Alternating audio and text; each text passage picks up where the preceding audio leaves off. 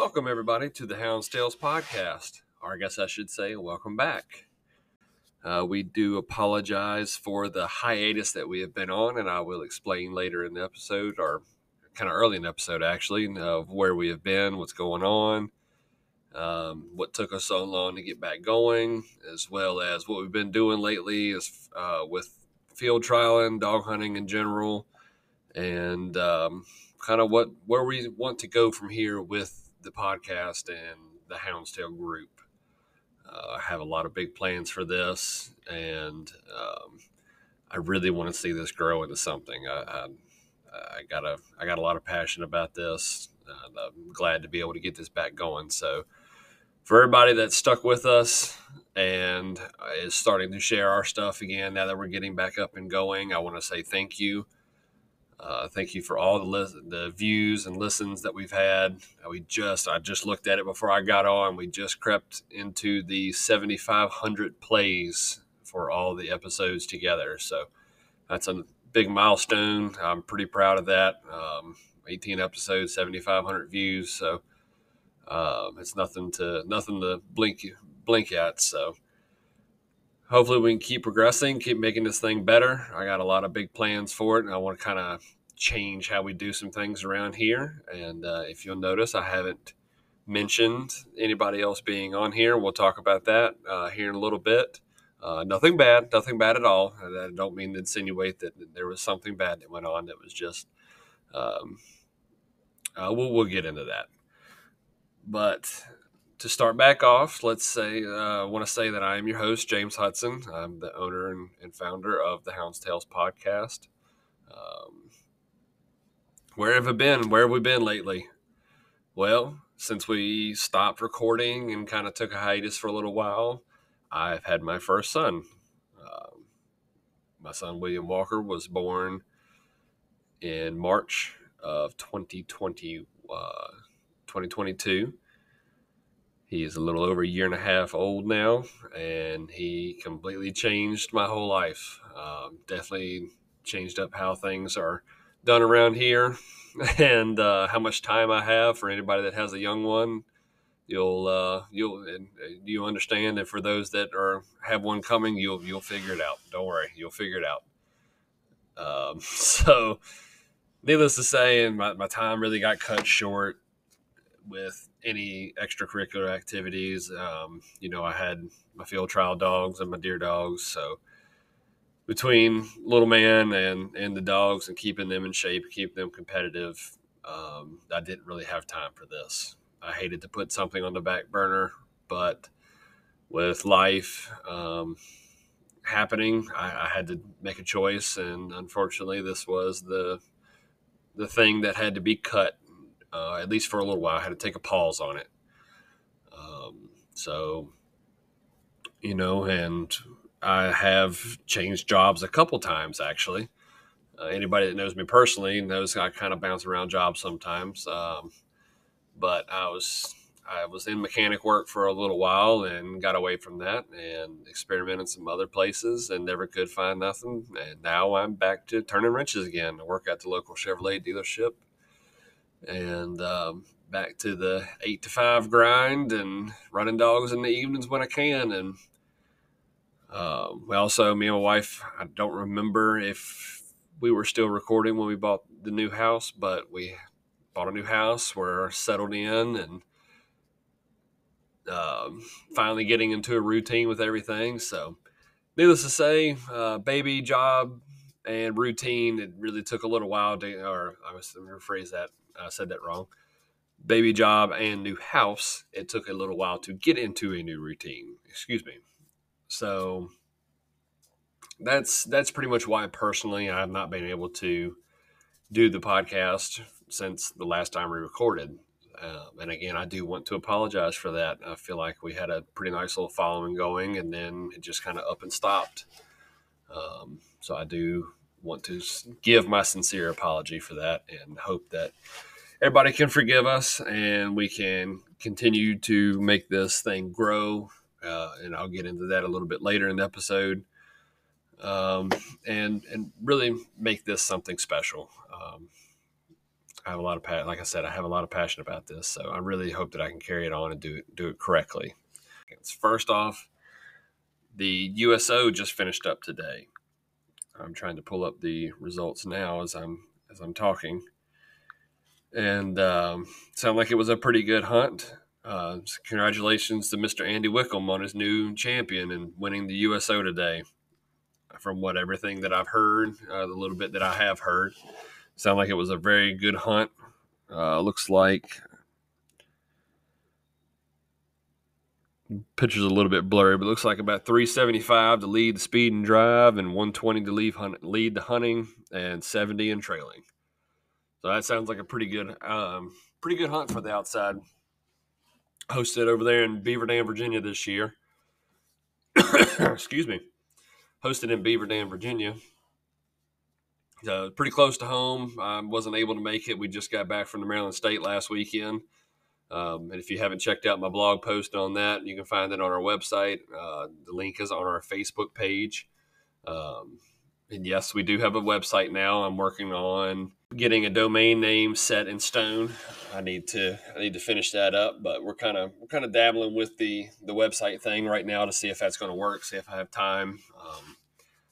And that'll be something, again, I'll talk about later in the episode.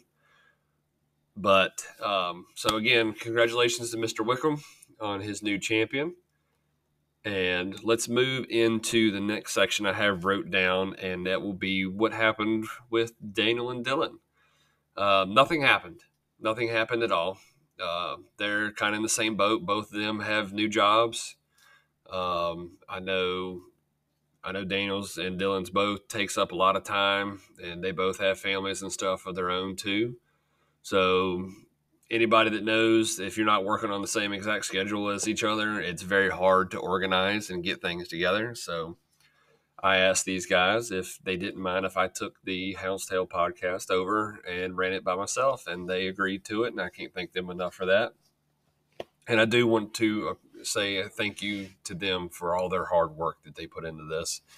They were really a big help on the recordings and keeping this thing going and keeping me motivated. But like I said, it's with 3 different lives going on, especially as crazy as mine is between running dogs and work and the baby. It's sometimes I have times where I need to record and I need to sit down. I need to do it. And it's hard for me to be like, hey guys, I'm ready now. Let's do it. So the way I looked at it was, if I can just take it over, let's get this thing back going. Let's get it back on the ball. Let's get to rolling again. And then maybe later down the road, if their schedule works out and my schedule works out, this thing gets a little bit bigger, then we can talk about bringing them guys back on and doing that kind of thing. And I would love to. So, like I said, nothing bad happened. It was just a deal where I wanted to be able to run it and do it how I needed to manage it. And it was easier for me to do that by myself than it was to try to get other people to try to manage 3 different schedules at one time. So tonight, it's going to be me solo. Like I said in the beginning, we did have a last-second cancellation. We were supposed to have a guest. I'm not going to release the name of the guest. That'll be something, whenever they're ready to record, we'll do it, and we'll release it then. So I understand the cancellations happen, so no big deal.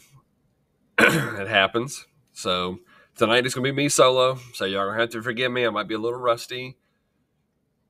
It might take me a little time to get going and get my rhythm back down. So y'all forgive me. I'm going to try to. I got my stuff wrote down. I got it all in front of me, and we're going to see how this thing goes. So let's talk about my year so far. It's been a very busy year.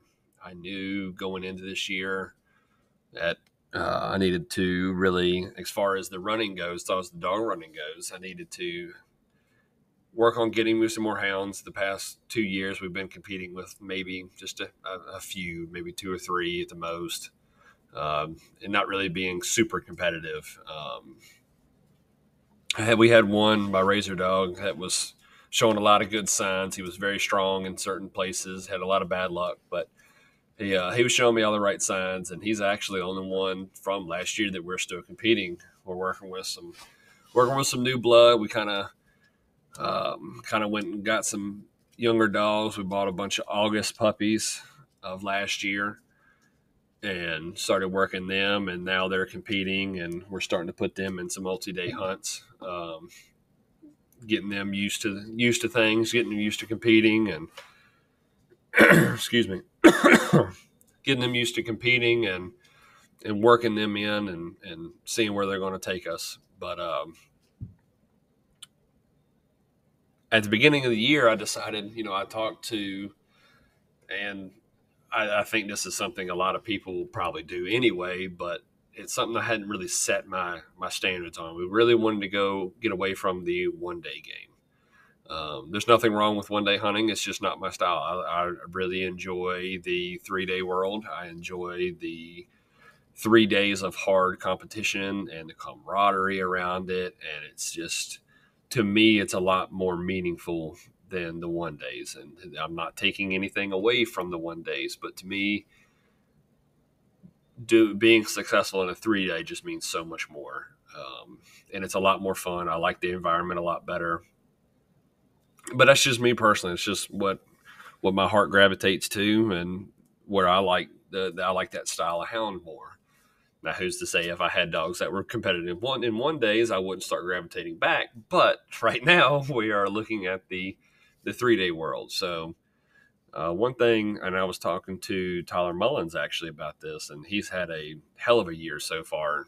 And hats off to him. I know he was mopping up at Tar River earlier in the year, and it's been pretty successful pretty much everywhere he goes this year. So hats off to him. But one thing I picked up on him, me and him just talking amongst each other, he plans his year out, and that was something that, I hadn't really done before. I hadn't really, still being kind of fresh, especially into the multi-day world. We really just kind of were on the fly, hey, the hunt's coming up.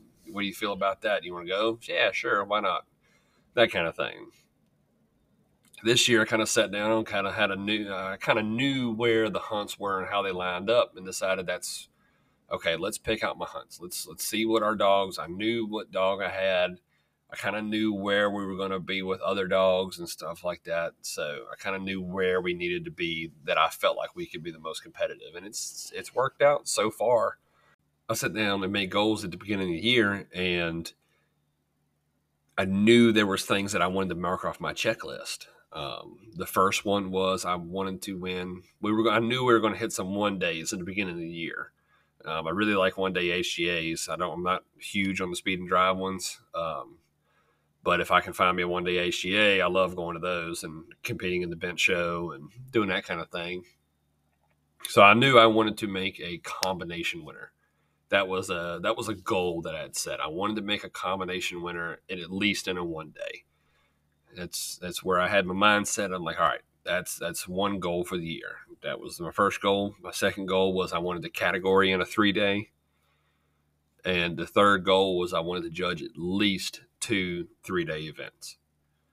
And I can say I've been lucky enough to check off all 3. The first one, it was at Billy Pools.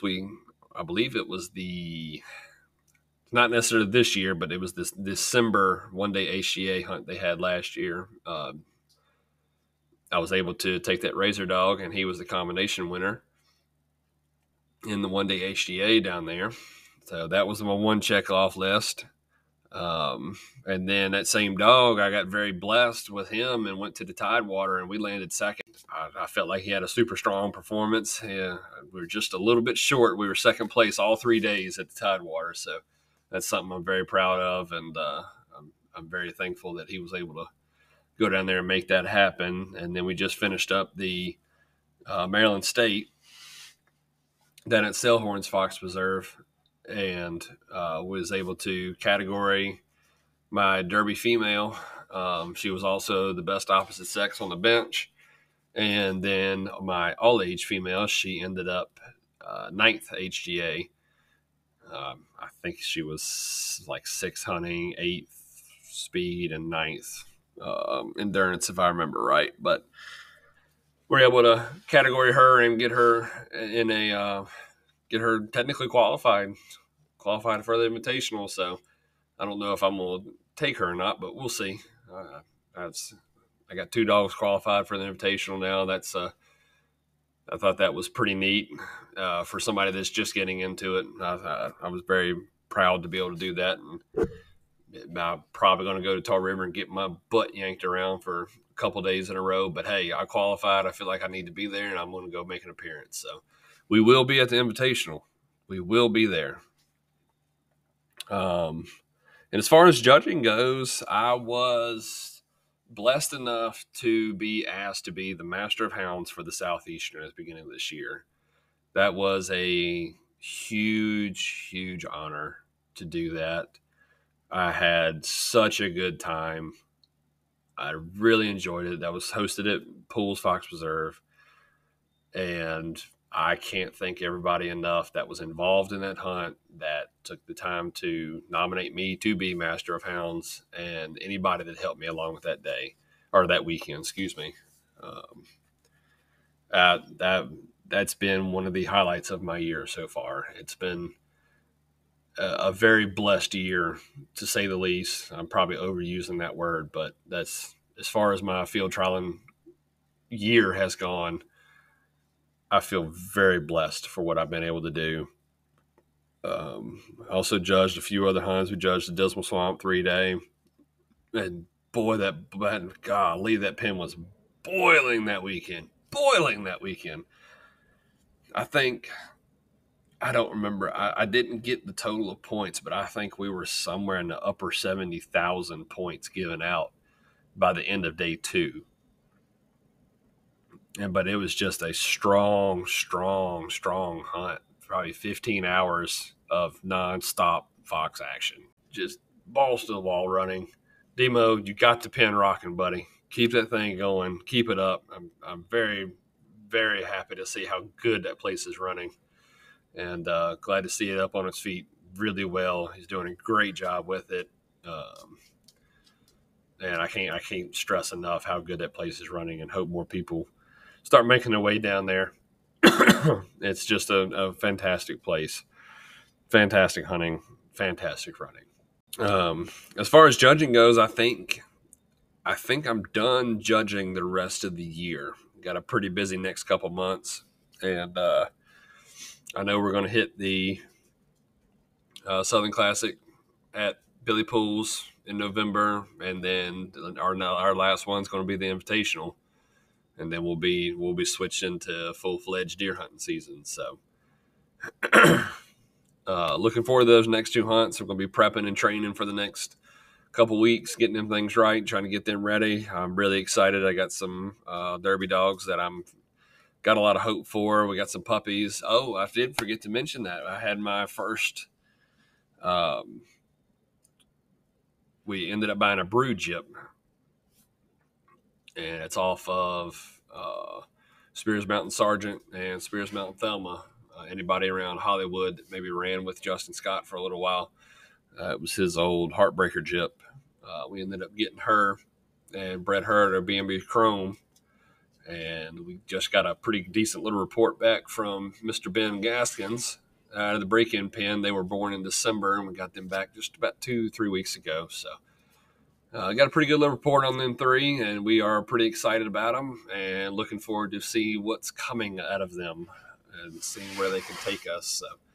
So those are the first puppies that we raised out of something that we owned. No, we didn't get the privilege of raising Miss Heartbreaker from birth, but we do own her and are able to raise puppies out of her. So that was pretty neat to have something like that and have this opportunity. And I believe that's it as far as where our year has been. This isn't going to be a very long episode. I'm not going to do any hunts and results. This is more of an icebreaker episode to get us back into the mix. So with that being said, the first thing I want to say is I want to see this podcast grow. I want to see this grow into something bigger than I can even think of. I want to see it grow into a organization. I want to see it grow into multiple people working again. I want to see this grow into something that I can travel and bring more viewers, maybe bring more people into the sport. Maybe some people are kind of on the fence and like, hey, I don't know about this field trialing thing. Is it a joke? Is it bad? Is it, there's all kinds of things that could be said. And I want people to have the opportunity to come on here and listen or go to our website or Facebook page or read our blog and have a better understanding of it. And I also want somewhere for people that are involved in the sport, hot and heavy. And this is where I kind of want to redirect our attention to this year is I want to make people's voices heard. And what I mean by that is I want to invite legends on here. I want people that everybody knows their names to be on here and speak. It doesn't have to be about anything controversial. That's not what I'm looking for. I'm looking for hound's tales. I'm looking for stories, that feeling of when everybody's done at the end of the day. If you ever been to a field trial and you're there and everybody's done at the end of the day, or maybe you're in the middle of prepping for day 2 and everybody takes a break and sit around and old stories get brought up and about old hounds or about, hey, you remember when that guy did this at this hunt back in 1995? Those kind of stories.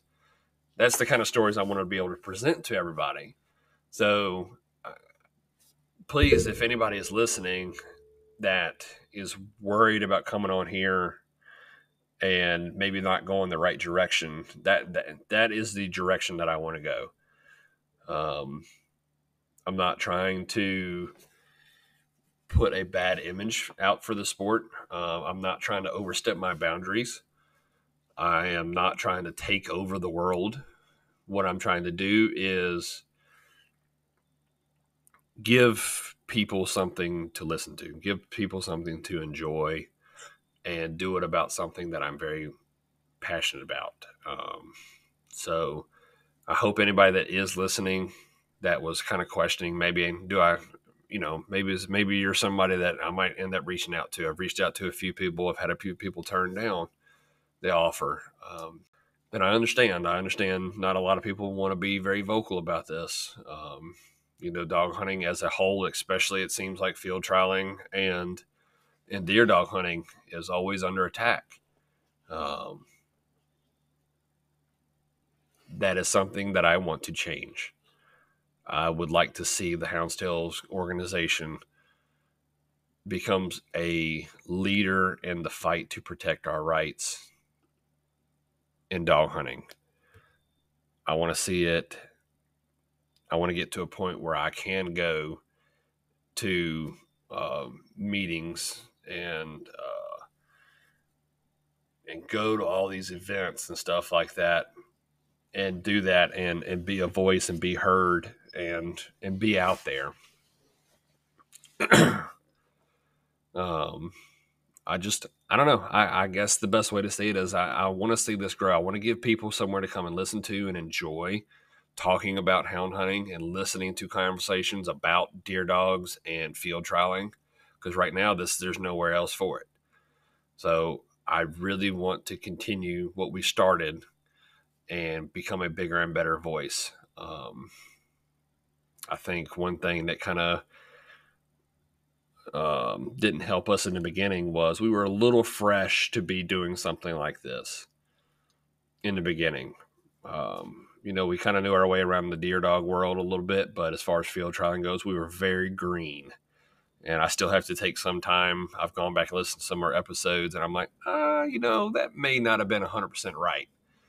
And I need to go edit those. So y'all do forgive me. I'm going to work on going back on some of the episodes, and if there is stuff that needed to be taken out, I'm going to take out.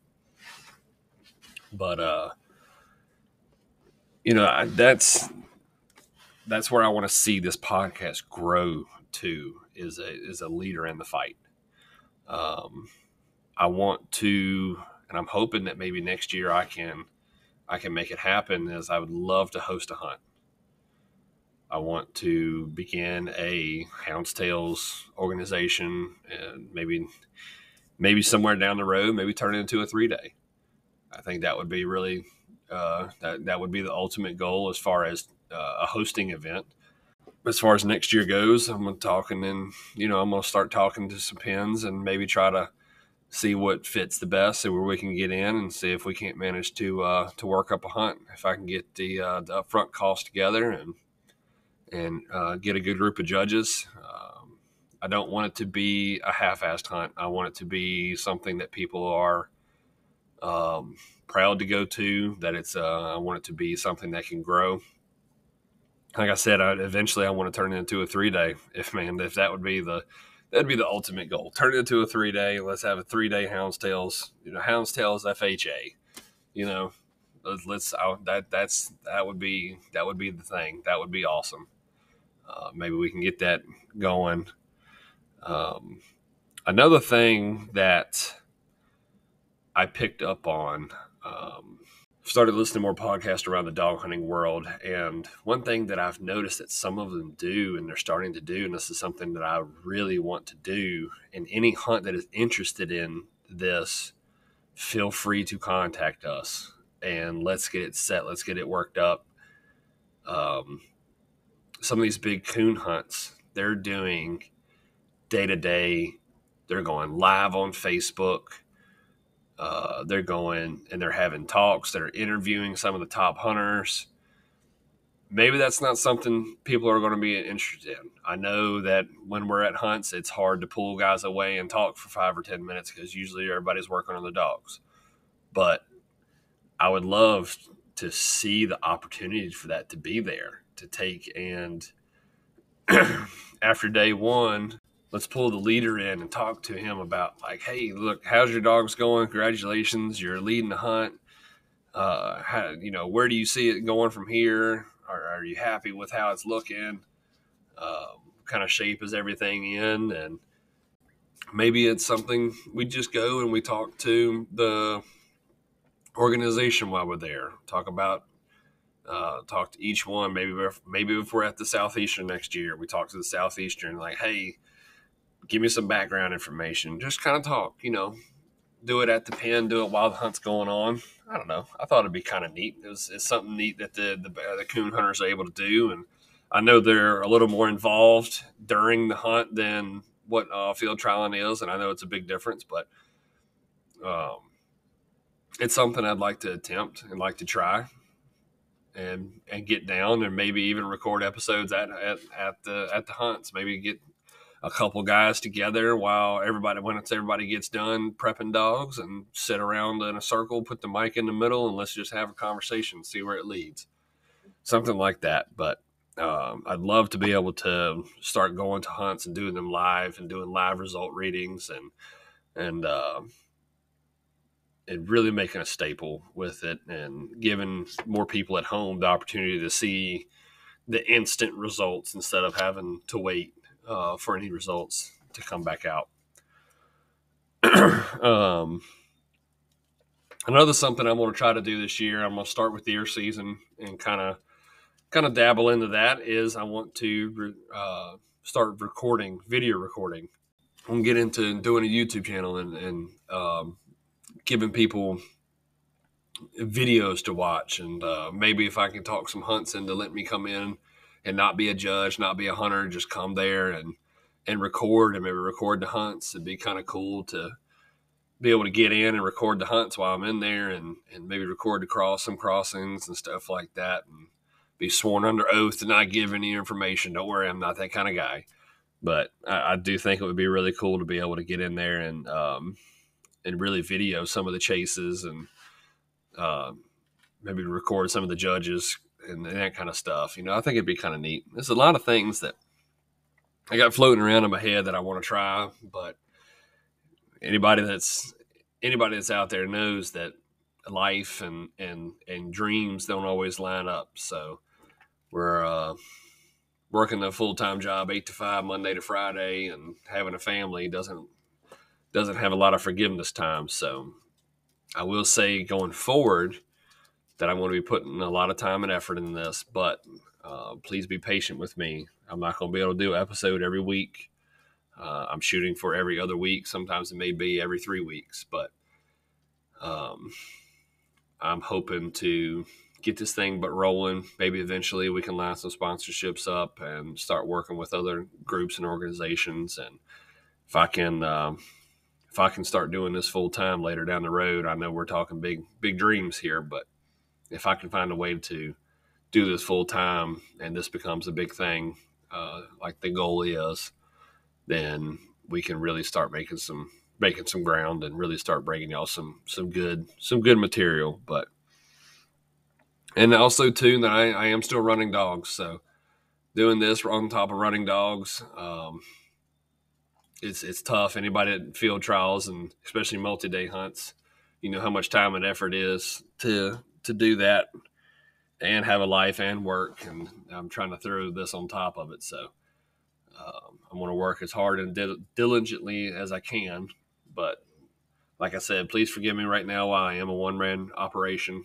I would like to get the website up and going a little bit better. It is up and going. It's got a lot of stuff on it. There's a direct link to the podcast. You can listen to the podcast on our website, houndstalespodcast.godaddysite.com. You can go directly to there, or the link to it is on our Facebook page, and that's the Houndstales Podcast page on Facebook, and you'll see our logo, and that's the correct one. But right now, I want us to keep working on trying to make the website better. I need to get a domain created correctly. But for the most part, it's up and going. I'm writing blogs now on there. That's something I've found that I can do a little bit easier in spare time and be able to bring y'all something to enjoy. At least I hope y'all enjoy it. I'd love to hear some feedback. More feedback, the better. But eventually just make this thing grow into something big.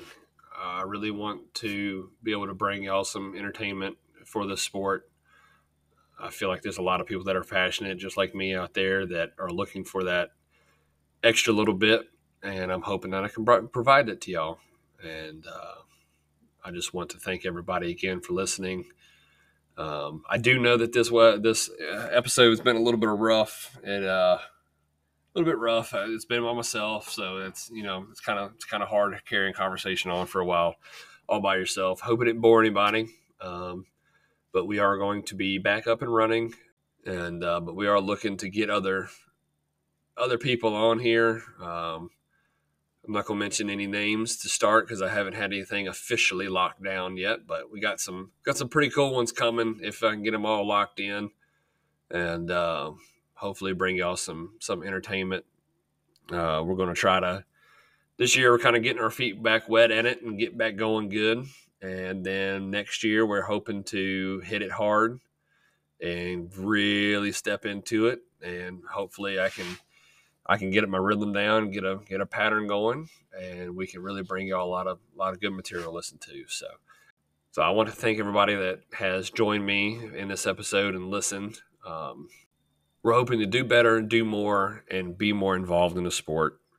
I feel like we've learned a lot over the past 2 years that we've been gone, and I think that I understand what more people are interested in listening to. Not that we had a big issue before, but I really want to provide y'all with something that really means a lot. So with that, I want to end the episode. And we will be back next time with a guest and see where we can go from there. All right, everybody. Thank you all for listening. And as always, happy hunting.